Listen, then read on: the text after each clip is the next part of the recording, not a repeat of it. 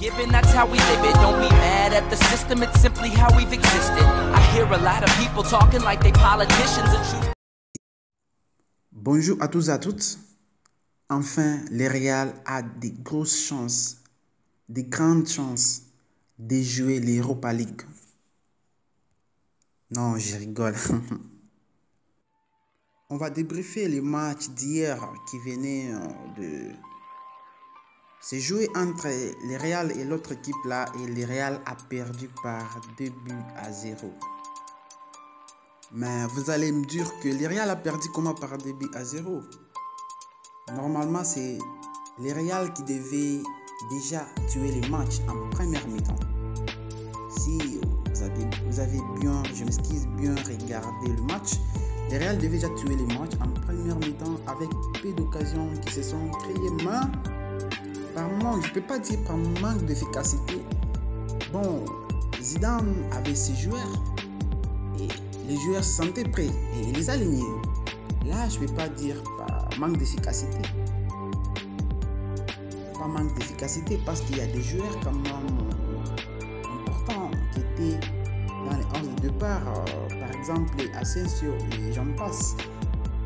Mais vous allez aussi me dire la présence de Karim Benzema. Oui, bien sûr, la présence de Karim Benzema, mais c'est un joueur qui venait de blessure. Normalement, il ne devait pas être plus efficace qu'avant parce que il n'était pas encore dans les rythmes. Il devait d'abord avoir les rythmes, il devait d'abord être prêt physiquement et ça s'est ressenti. Et c'est pourquoi d'ailleurs il était sorti parce qu'on lui a préservé pour ne pas encore prendre une blessure. Attention. Le Real a bien entamé le match. La première mi-temps était quand même passable avec les occasions qui se sont créées mais non pas se concrétisées. Et la deuxième mi-temps commence, c'est là où tout a basculé, je peux dire.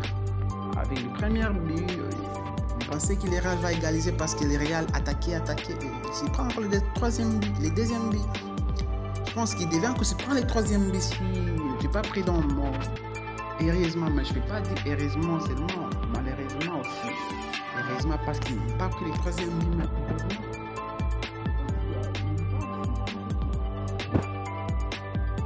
Et donc le dernier match s'annonce une finale.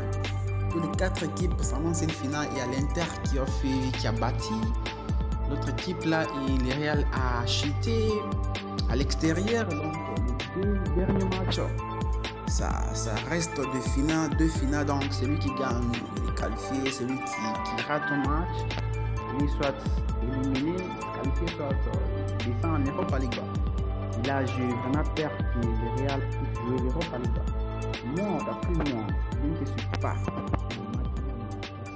Même Barcelone, par exemple.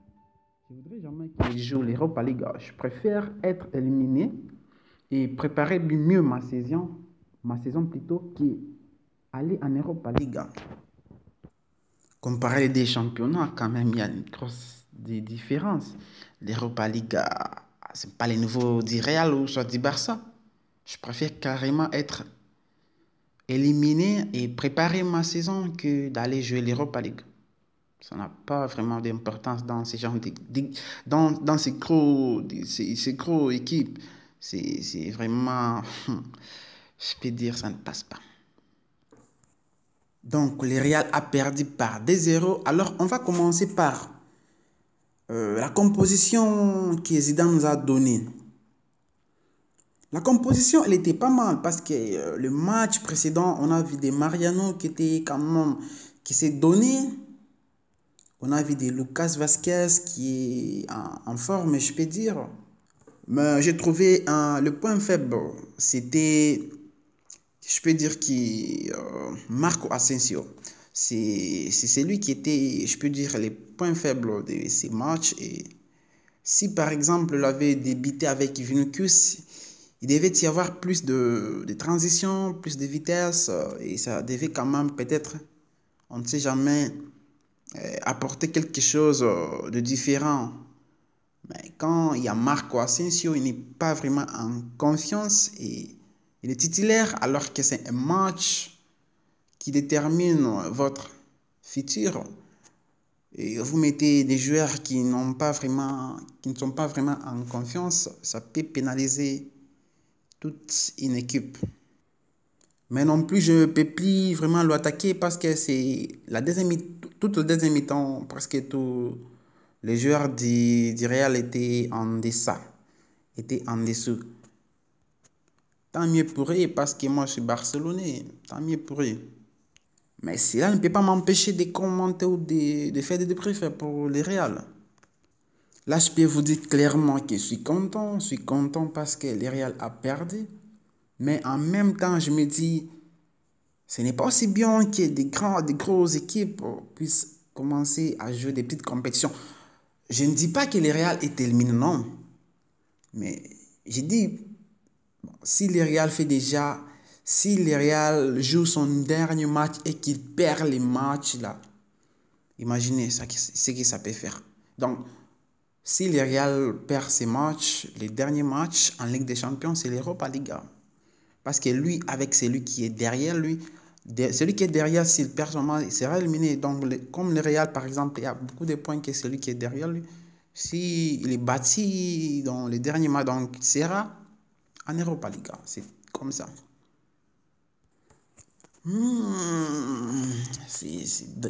J'ai vraiment passé des très bons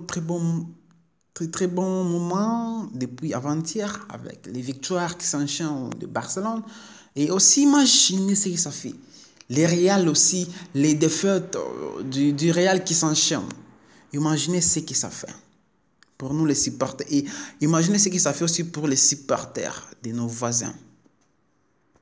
Bon, on espère que le Real va se qualifier quand il va jouer son dernier match. On espère, parce que je ne préfère pas voir le Real, bien que c'est notre ennemi, mais les voir descendre en Europa League, non.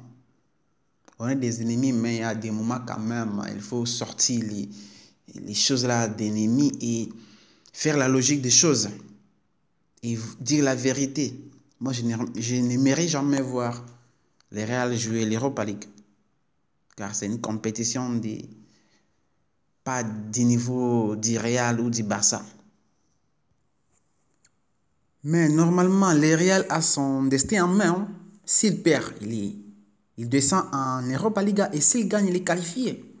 Et en plus, c'est pas contre l'Inter ou contre Atletico, contre Liverpool, c'est quand même une équipe abordable. Le Real a des capacités, le Real a des armes, nous le savons tous.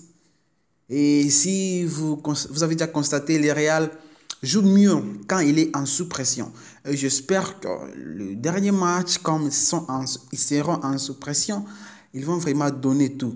Mais là aussi, n'oubliez pas, ils peuvent aussi, on n'est pas encore arrivé là, mais ils peuvent aussi quand même se faire piéger et se faire contrer et ça peut tout basculer. Bon, on n'est pas encore arrivé là.